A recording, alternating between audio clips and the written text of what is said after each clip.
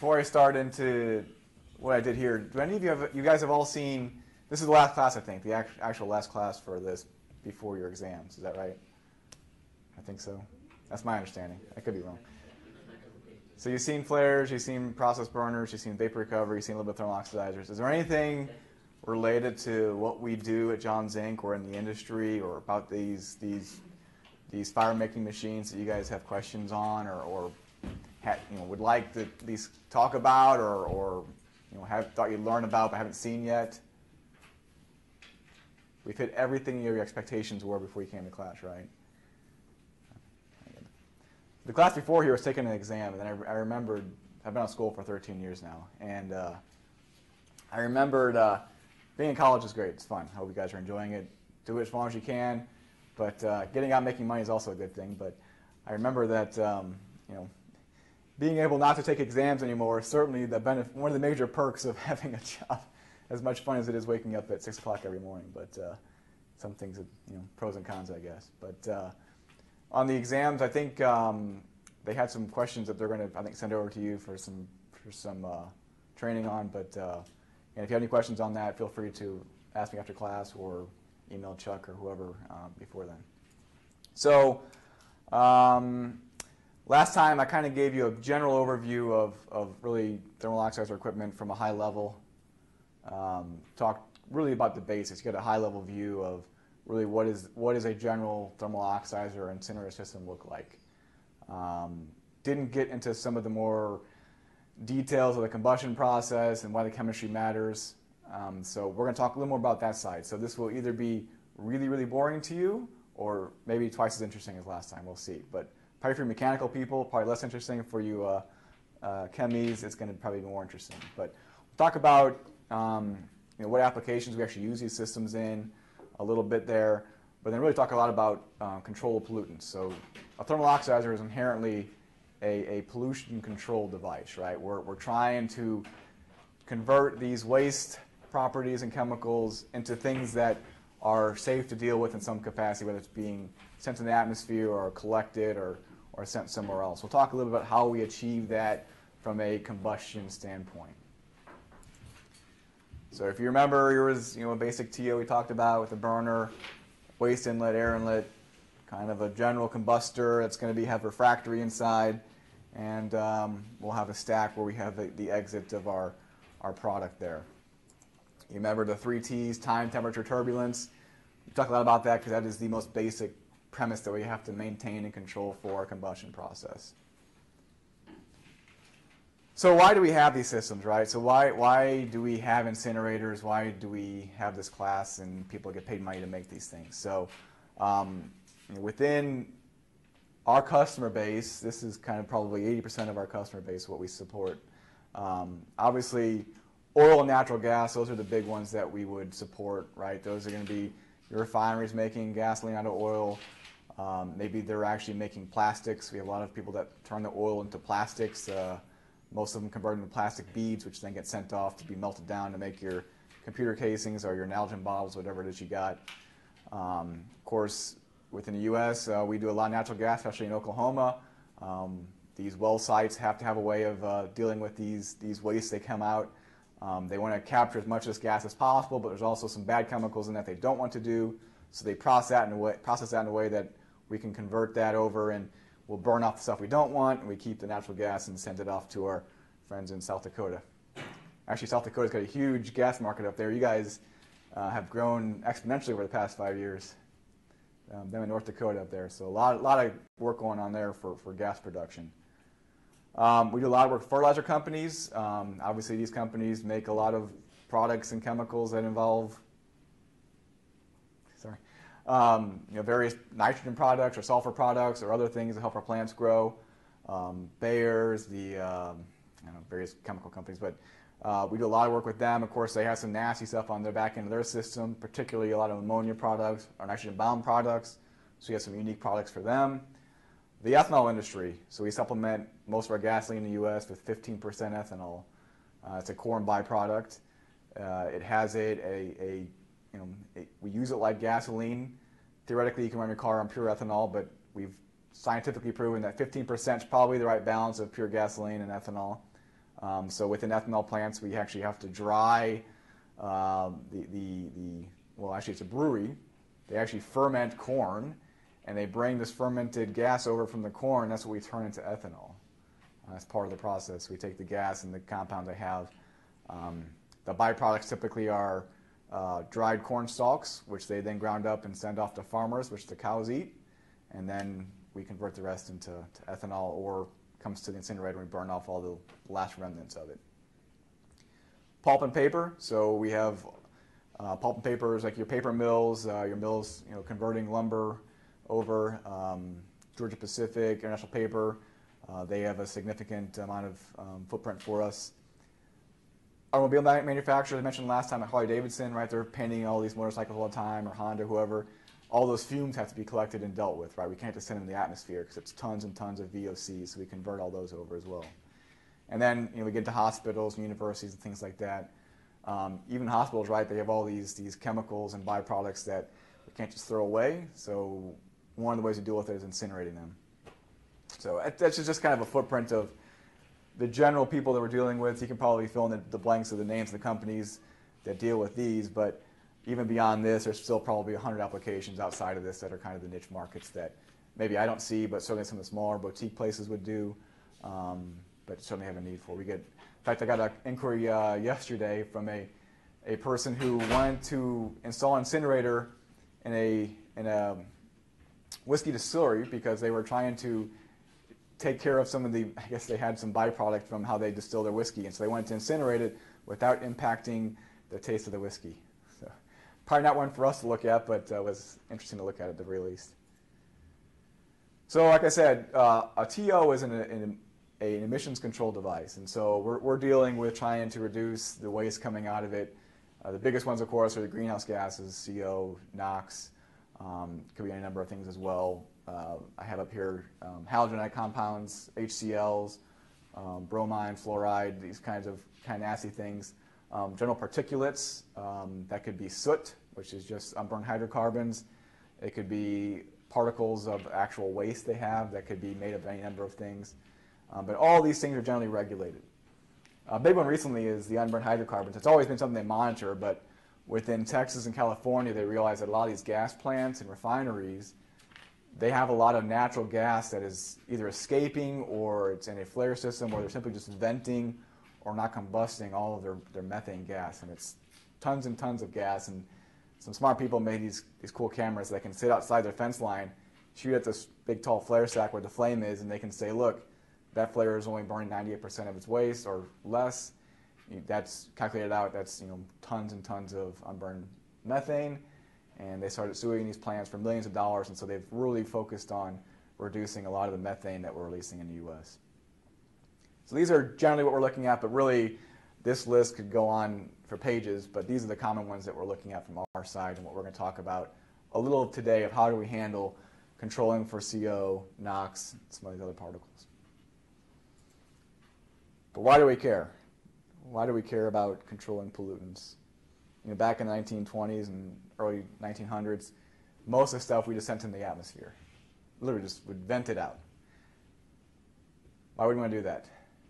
This is an easy one, come on. Why would we want to have cost efficient? Kinda, okay. We can recover a lot of this stuff. There's some we can get back there. But why else would we want to have our waste coming out the stack? They're on here, but the reality of it is that it's unhealthy for humans, it's unhealthy for the environment, it's also unhealthy for the general equipment too. A lot of the stuff's corrosive, so you're venting it out, you're just actually going to corrode your plant out. Really it comes down to we have an obligation to take care of what our equipment is and take care of the environment we have, and so we have to be diligent about doing so. So obviously we're trying to help prevent as much as we can greenhouse gases, prevent health issues. Some of these particles are carcinogenic, they can cause cancer. Some of these will kill you in large enough concentrations, so it's something we've got to take very seriously.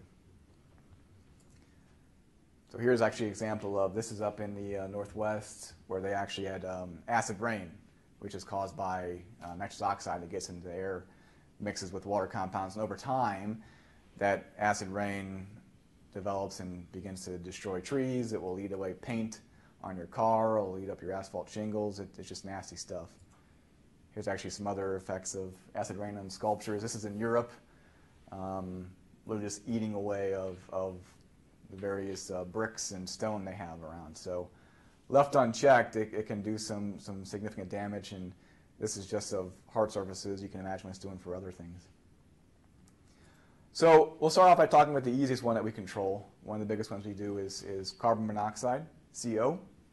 So we talked about it yesterday here, but CO is typically, we're doing a lot of hydrogen bond compounds, so we have carbon molecules pretty much with all of our fuel bound compounds we're burning. So to handle CO, it's relatively simple. We simply have to just burn at high enough temperatures with enough oxygen, and we can typically convert out all the CO into CO2 and H2O. Typically, we're going to get to 1500 degrees Fahrenheit to achieve that. We can actually get a little lower than that if we want to. There's a couple of unique ways we can do it, but 1500 is kind of the catch-all. No lower than 1200 degrees Fahrenheit typically. But again, we have to have the right airflow. So we're talking stoichiometric airflow, so that's enough oxygen to properly mix with all the molecules of the carbon molecules. So that's where the 3 T's come into play, right? Time, temperature, turbulence. So that's how we're going to handle that. This is what I showed you yesterday or on Tuesday. Again, this was one that's showing incomplete combustion because we don't have enough air. Maybe we didn't have enough mixing. I know you can't have 0.9 of a oxygen molecule, but just for showing, this is what your balance would be here, that we're going to have not enough oxygen molecules to complete our CO2 and H2O, so we'll get carbon monoxide. So by ensuring we have enough air and temperature to make the conversion happen, we're going to take care of that CO. It's relatively simple, and it's usually one of the key ones we take care of first. The next one I'm talking about is NOx. NOx is, you probably heard this term NOx, have any heard this before? So it's a pretty common pollutant we're looking at. It can be NO, nitric oxide, or NO2, so they just put an X on the end to cover all of those there. But we're talking about NOx. This is a key one that we have, and from our perspective, there's 3 real origins of NOx within our systems and how we have them. We have one called prompt NOx, thermal NOx, and fuel NOx. So you can read them here, but prompt NOx occurs, it's initial reaction in the initial combustion process. It happens very quickly, matter of half the seconds of our combustion process, that converts some of the nitrogen bound compounds over into NOx. Thermal NOx, this is typically the one where most of our NOx comes from our system, say 80% or so comes from thermal NOx, and that comes from high temperature oxidation of our waste streams. So the heat that we're generating is creating an environment that allows for the nitrogen-bound compounds to mix with the oxygen compounds in the air. And the third one is fuel NOx. This is just remainders of NOx or nitrogen that's left in our fuel. Typically, this is like 0.5% of our NOx origin in our systems. So when we're dealing with most of our technologies to look at reducing NOx, we focus on the top 2. That's where we put most of our energy. In fact, most of it goes into the thermal NOx.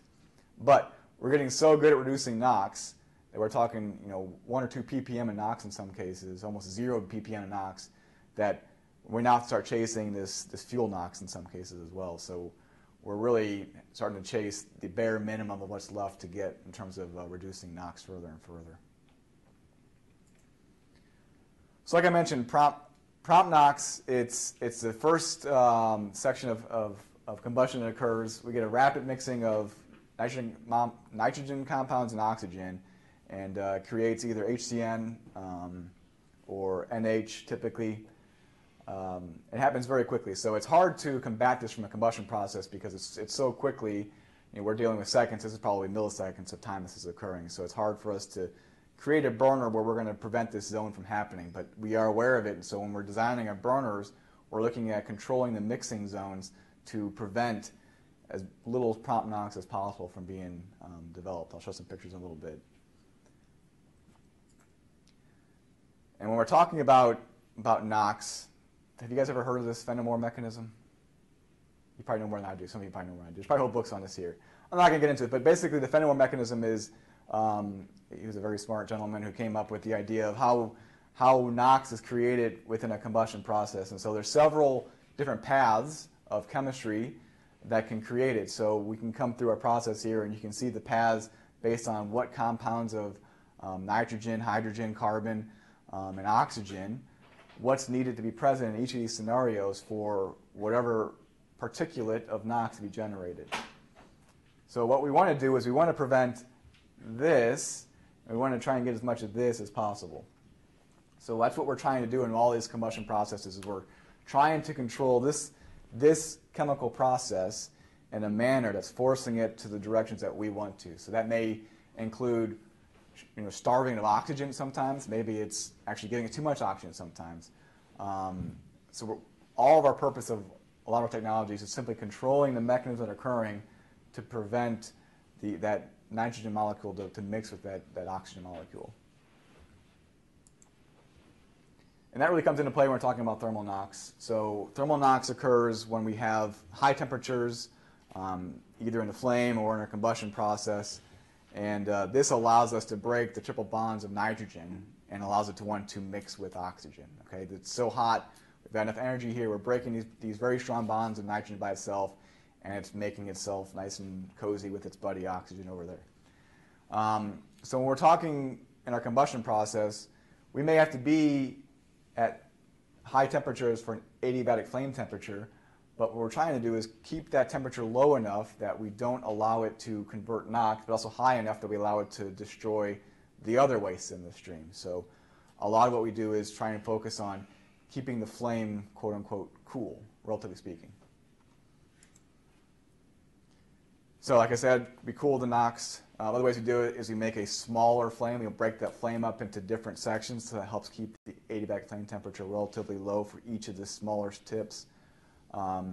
We'll also sometimes quench it either with air or maybe steam. Those are both very effective at quenching the flame to keep that flame temperature relatively low. We've actually found that just simply taking a burner and inserting a steam lance right next to it and just shooting just pure steam into that same location reduces NOx by 70% just by doing that. So that's very effective.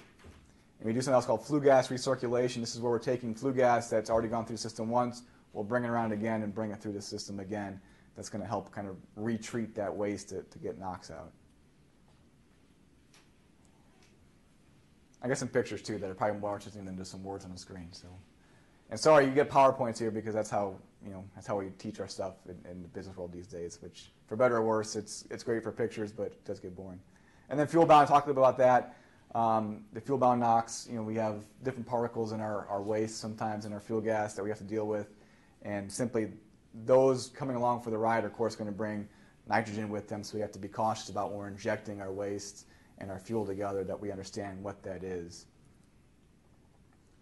So let's talk a little more specifics about controlling the NOx in the combustion zone. So like I talked about, when we're talking about reducing NOx in our burners, we want to control the flame temperature. Okay, so how do we really do that? Well, I mentioned earlier that we are going to try and quench the flame with as much air as possible. And so a lot of our burners, air and gas are coming in at different locations. And when we're talking low NOx burners, how those interplay together is key. How they interact is we spend probably most of our time anymore on is focusing on laminating the waste gas or the fuel gas so that it mixes with air as much as possible, typically which is a little pressure drop as possible as well. So that's one of the ways we do that. I talked about flue gas recirculating that fuel gas through a second time. It's gone through system once, we'll bring it back around and do it again. That's also very effective for us. We stage combustion. So one of the things we do is we stage it. Like I said, we had the Fenimore mechanism. When we stage combustion, what we'll do is we'll actually have different zones that will operate the system at different content of oxygen. And so we'll starve it in some sections, we'll quench it in others, and then we'll reoxidize it later to help control when those chemical processes are occurring. So we allow the various compounds to combust and change into the various molecules when we want them to, not when the flame shape is trying to force it to. And then outside of these, we also have some other options that we call post-combustion. So outside of the combustion zone, we have various other strategies and catalysts and ammonia injection that help us remove NOx as well. So this is a CFD we did of one of our low NOx burners. You can see we got some points here. We have a swirl vane up here. We're injecting the gas. It's going to spin our gas injectors. We're going to have some mixing in this zone here. And then we also have what we call internal recirculation and external recirculation, which is just big fancy words for mixing. Okay, so we spend a lot of time here trying to control this whole flame temperature inside the burner. So we'll spend a lot of time doing CFD, we'll spend a lot of time doing modeling, testing to optimize how all these different zones interact together to keep this flame temperature to a specific uniform as much as possible temperature. So the spin vanes up here, they're what's actually creating the initial energy to make this happen, but we actually have various geometries we use down below to create little vortices for recirculation, which is good for reducing NOx. This is important because here we have a chart that shows this is the amount of NOx, this is versus the adiabatic flame temperature. Okay, so the hotter the flame temperature of that flame, you can see, of course, how NOx is going to change with that. So we have to find a happy medium that we're combusting what we have a high temperature to combust everything we want, but also we're not creating NOx. And one of the problems is that NOx likes it to be cool, right? It likes cooler temperatures. Remember CO? What was the problem there? We want it to be hotter. So a lot of times we're kind of straddling this line of, okay, we want to be hot to get rid of the CO, but if we get too hot, we're going to start making NOx. So you're playing a fine line of, where do you need to be a happy medium to meet both of these requirements. So here's a picture. This actually is based on that last chart I showed you. This is a picture showing the same burner at the same fuel rate, but reducing how much air is coming into the burner. We actually like a nice blue flame. Typically means that's when we're getting a good mixture of fuel and gas. If it gets yellow, that means we have a lazy flame like we saw yesterday. That's going to be making lots of CO typically. A crisp blue flame is typically a happy medium between the CO and NOx. That's what we want to see. Okay, so that's what you saw here was actually called an R&B burner. So that's using the burner technology itself is designed in a way to reduce NOx by itself. That works great when we're dealing with just burning fuel gas, like on a boiler or something like that, where we're just simply trying to heat something up. But some of our systems, we have a waste itself that also has nitrogen with it as well. And when we have this, we have to do, well, at least one of our key technologies is staged combustion. And so, like I said, we're going to stage the combustion process in a way that we're going to prevent the waste gas that has nitrogen compounds to mix with that air from our combustion air or whatever else. So we break this combustion process down into typically 3 zones. We do have an option to this too, but 3 is the traditional one. And what we do actually is we have a first stage, which is reducing. Which, do you know what reducing, if we're in reducing mode, what does that mean? Anybody have an idea? It means we're substoichiometric. We're going to starve it for air in the first zone. Second section, we're going to quench it. And the third section, we're going to reoxidize. We're going to put air back into it and actually reinitiate a combustion process again. So it kind of looks like this. So the first stage, we're in reducing. Reducing, we're much hotter typically. In your reducing mode, usually around 2,000 degrees plus of temperature, very hot. Those refractories I talked about yesterday, most of the maximum temperature refractories can get to is 3,000 degrees. So we're pushing the limits of what we can physically build and control in terms of a combustion chamber. Then the second stage, we're going to come back in and we're going to quench it. We're going to bring it down to just above the ignition temperature, about 1,400 degrees Fahrenheit. And then between there, we're going to add in air and go back to reoxidation mode. We're going to be operating just above stoichiometric, say 10-15%, and burn that out there. Does anybody know why would we want to go reducing, quench, back to reoxidation? So what if we're limiting air, what is that doing here in the first section? Unburned stuff. We're going to have heat. We're going to make chemical processes, but some of it's unburned still. But what is it doing specifically with NOx? If we're going to limit the air. We're reducing the oxygen, so then we won't get as much NOx. That's right. So we're reducing the oxygen, right? So there's not oxygen there to capture it. So we're simply starving its ability to want to go its natural mode, which is to break those nitrogen molecules up and connect to oxygen. They're not going to be able to do that. Then we're going to cool it down and then heat it back up. And what this actually lets us do is it allows us to complete the combustion process to get rid of the wastes, but we're not going to allow that nitrogen to mix with oxygen because it's already done it. It's already been taken care of. The nitrogen's coming back through at a lower flame temperature here than it would have been here. So we're controlling when those chemical compounds are being able to make the reaction they want to make together. So like I said, the first section is substoichiometric. We call it reducing.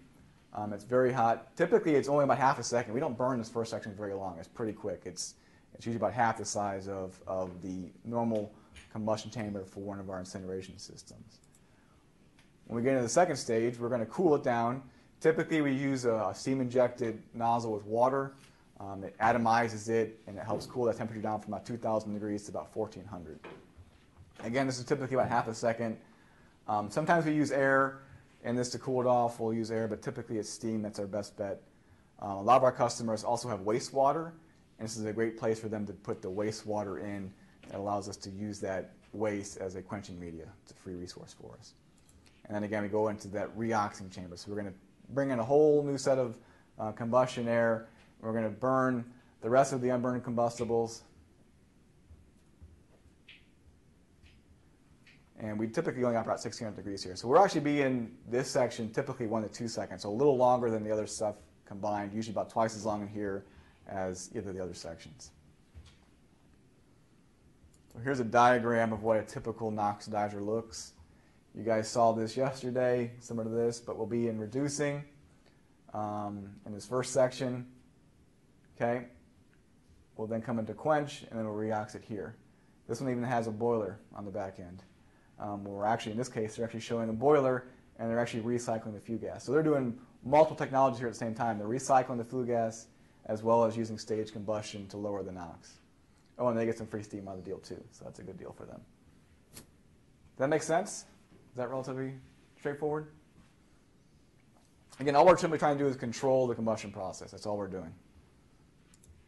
Here's a picture of one, which just looks like a bunch of piping and tubes, but it's kind of in a U shape. So our burner is actually over here. Okay, so this is going to be a reducing section.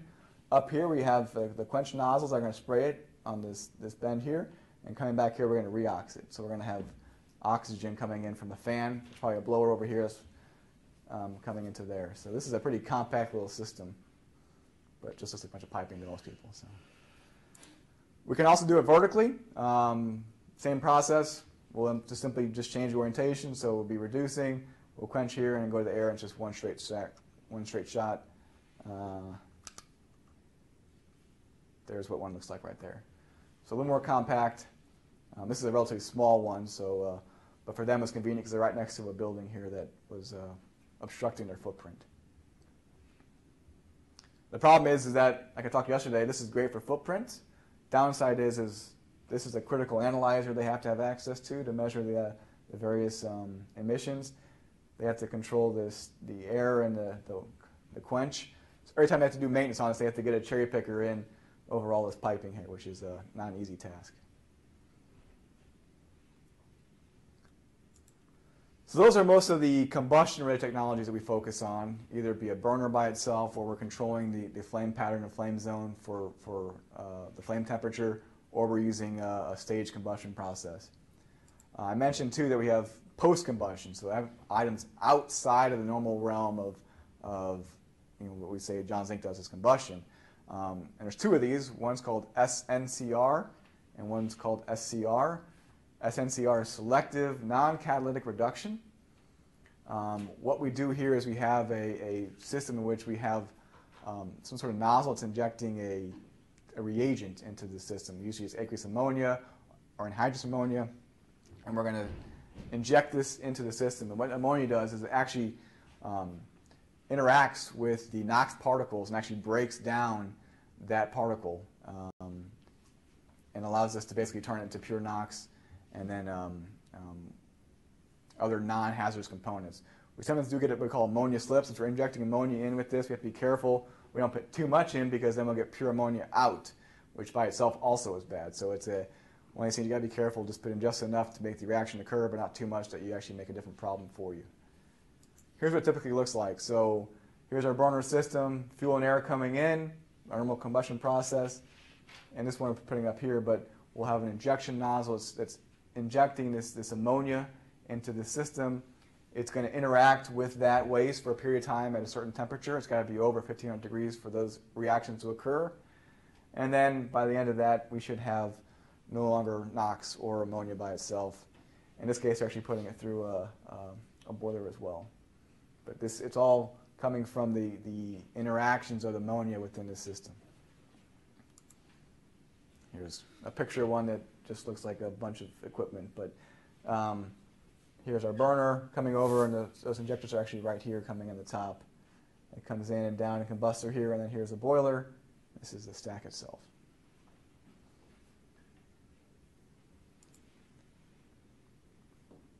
So again, the reagents, what's breaking it down, they're the ones that are converting our typical compounds like this into pure nitrogen and water vapor or characteristics thereof.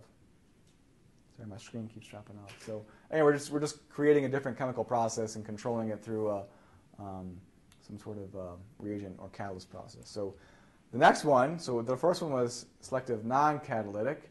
The second one is selective catalytic, which is, as the name entails, it's basically the same thing, but we're going to have a catalyst involved in the process. So yesterday we talked about catalysts and one of our technologies. Similar here, we're using that catalyst to help expedite this process to reduce the NOx. So same thing, we're going to be injecting ammonia, a reagent in still, but instead of just doing this by itself, we're going to put it through a catalyst on top of that. The benefit, of course, is that in an SCR, you're going to get far better NOx reduction than just, say, SNCR by itself.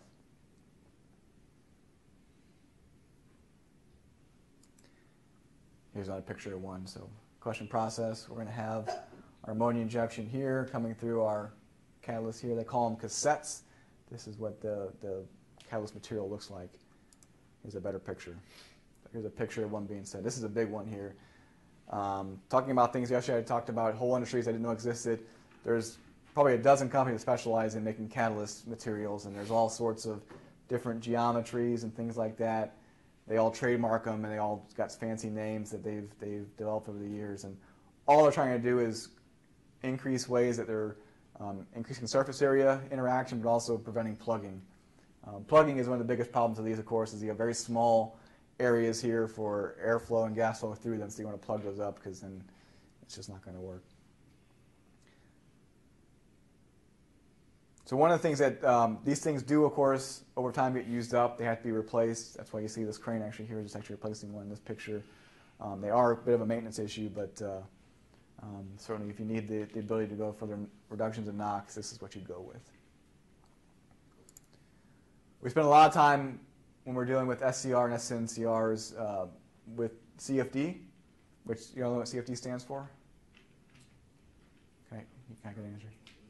No, that's wrong. It's colorful, fuzzy diagrams. That's what I was told, and that's what I'm going to believe. No, but it's, yeah. We have a whole team at Johns Inc. that does CFD. It's a really interesting field. One thing to remember about CFD is that it's only one of the tools we have. We get people that call us all the time asking us, hey, Johns Inc., we have this problem. Can you just run a CFD and tell us what the answer is? And it's not that simple. Okay, CFD gives you a great first impression, but it's still just a model made by people and our best guesses of how these interactions are happening in nature. There's still a bit of unknowns within our process, even though we've been doing this for a long time. Combustion industry and really the whole process gas industry, there's so many variables going into play that one tool by itself is not the answer. Okay, so CFD is a great point. We also want to use our brains and our experience that we know sometimes that, hey, okay, we know this looks great, but I know that based on my knowledge, that nozzle right there is not going to operate the way that this says. I just know. Why? I can't tell you, but we just know. I'm sure you can do a thesis statement on it and make a great paper for your grad paper, but we know that we're going to not get perfect uniformity here. So we use this in conjunction with our knowledge, our history, and you just have to make your best guess at what's occurring here. That's my soapbox for the day. Okay, so we talked about CO and NOx, I want to talk about what we call chlorinated systems. These are very popular right now. We actually have a lot of new vinyl monomer plants coming into play. And if you don't know what those are the plants that make basically a lot of the plastics, the PVC, your own PVC you see in Lowe's or whatever. Those vinyl polymer plants are what's making those, right? That's a big industry right now. A lot of work's going into those. They make some really neat products, but they also make something that's really nasty, and that's HCN and other nasty chlorinated products. So here's a list of a few of them.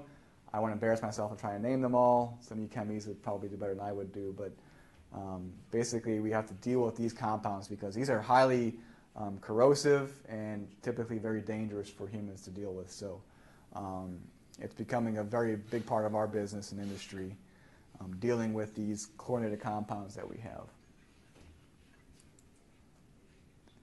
Like I mentioned, a lot of them are applications here. We have a couple of, like I said, VCM plants are the ones that make the PVC piping you have, MDI or TDI that make other plastics, things like that. So this is a very complicated graph that I won't walk you through all of, but basically it's just showing you what a typical chlorinated plant looks like and all of the various cracking processes, all the various chemical exchange processes we're doing upstream before we even get to our thermal oxidizer. There's a number of other portions of the plant that are occurring here. And I think it's really interesting. If you ever have a chance, there are a couple classes I've seen on refining, about how a refinery works. I'm sure there's other ones on how chemical and gas plants works. That's probably worth taking a look at. Even myself, I'm in a plant on a regular basis. I'm in refineries on a regular basis. I still don't know what half the equipment does that I'm looking at, but just even understanding the basics is really informative, I think, just from a technical standpoint. So I recommend you take a look if you can. But this is what's going on here. So we have a lot of processes coming on, and eventually we're going to get all these various wastes in the system. So we got to figure out a way to deal with these chlorinated compounds. So what we're trying to do is, of course, we want to combust them all, and what we want to do is convert them as much as we can to HCl. Hydrochloric acid we can deal with. It's still not something you want to play with, but we can treat hydrogen chloric acid by itself. That's something we can deal with. I have 6% battery, so we can be cut short. Let's do this. So what we want to do is deal with those compounds in a way to convert them to HCl, which we can mess with. So this is the process in which we can do that. Basically, it starts with a combustion chamber like everything else we've shown you. But we run it through a quench system and a absorber tower, and that allows us to basically convert everything from the hydrogen chlorides into our HCl. We do this through a mister, a demister we call it sometimes. Oftentimes too we put an exchanger on the back end and might even put an SCR on there, focused specifically on trying to take the catalyst and remove the HCl. But here's kind of what one looks like. So we have our typical combustor, and what we're doing is we're taking these wastes here and we burn them. We put them through a quench system directly afterwards. So we're spraying water directly with this.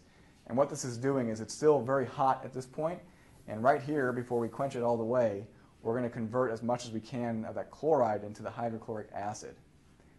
And once we do that, we're able to put it into an absorption tower. In this tower is a packing material that is designed to want to absorb hydrochloric acid. It wants to just suck it up. So this material is built just for that purpose, to absorb as much as we can. And so what we do is that material is sucked in by that material. The gases go through, but the HCl will remain. And what we do is we actually have a misting pad up here that shoots water down here. So what that does is that water then mixes with the hydrochloric acid, and that stuff, oh, I'm out of battery. Sorry, guys. And that drops out of the bottom, and HCl can then be treated or taken into a barrel, and they take that somewhere else. So the goal is to do as much conversion as possible from that. It's probably okay that we did that. So beyond that, hydrochloric acid and VCM plants, we also deal a lot with what we call sulfur recovery units. And a sulfur recovery unit is present in every refinery pretty much in the world. Within any oil or gas, there is typically sulfur. Sometimes called sour gas or acid gas. Okay, this is very common in most oils. Some are better than others. The U.S. actually has very good oil. Canada typically has more sour oil. Parts of the Middle East have varying degrees, but generally speaking, the U.S. and our Gulf oil is some of the best oil in the world in terms of its sour content.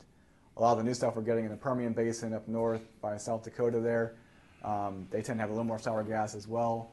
But when we have that, we can still use it to refine to gasoline and other products, but what we're left with is this sulfur content in our waste streams. And sulfur by itself actually is a valuable resource. People use it in all sorts of applications. It's used in fertilizers. People use it just purely by itself for certain needs they have for cleaning products and things like that. So what a lot of plants do is they will go through this process of turning all of our oil into gasoline, and that sulfur will recover. We want to recover as much as possible, called sulfur recovery, SRU. And there's a lot of portions to an SRU, a lot of details that we use to absorb it, but within the combustion side, we actually help convert probably the last 5% of this. So there's some technologies upstream of us that collect 95%. The last bit we go through various parts of our industry, which is running it through a thermal reactor, we call it. So we're heating it up. We'll run it through a boiler, and then we'll run it through some condensing units. So we'll heat it up, run through a boiler, and we condense out this sulfur through 3 or 4 passes. And then we go through what's called a Scott-Bevan process, which is a proprietary process that I think it's Shell or one of the industry companies that developed. There's a few other types. But they run it through basically their own proprietary catalyst bed material, and they absorb the last 2 or 3%. So we're going to take very, very small amounts of sulfur and condense it out through various heating and cooling of it. And that's what's going to get us the last bit of sulfur that's in those wastes. And a lot of these plants actually have just mountains of yellow sulfur piled up that they have. When the economy is really good, they usually can get it very easily. When the economy is very bad, usually this sulfur piles up, and there's whole fields of it sometimes. You'll see pictures of whole fields of the sulfur just sitting somewhere. But we use our combustion process to help create the conversions to allow us to turn the H2S into SO2 and then drop that out and condense that out in our process. So H2S always converts to SO2 if it's hot enough, so we know that. We'll use our combustion system to achieve that. So that's basically all I had. I had a couple other slides, but I won't bore you with some of those. But when we're talking about TO systems, again, we're typically treating it with the heat. The heat itself isn't what's doing all of the work. We're simply controlling the chemical process. That's what's going on. And that's how we handle these wastes. So, any questions about this stuff? Yes, sir. So when you're precipitating out, I guess, this solid SO2, Mm-hmm. what's sort of the process? Is it like a continuous process of moving that solid out of your combustion chamber, or is it a batch sort of thing? So we don't make the condensers. We make what's called the air heater that heats it up and then allows it to go into where someone makes the condenser. So I don't know the exact mechanics of it, but typically they have like a drum in the bottom where we're actually going to, it's like it comes downward and the gas allowed to turn out of the vessel, and the heavy stuff sinks to the bottom. They can take that out and take it into their vessel. So they usually do it 2 or 3 times because they can't get it all at one go. They will condense it out usually 2, if not 3 times. They'll do that to get the maximum amount out. But good question. What else? Was this at least more interesting than Tuesday, or is it less interesting than Tuesday? I'm curious. More? Are you a chemical engineer? Yeah, okay. As a mechanical guy, I'm interested in how's this black box works? That's all I care about. I don't care about the details inside of it. But interesting. Anything else? Okay. Well, I appreciate your time, guys.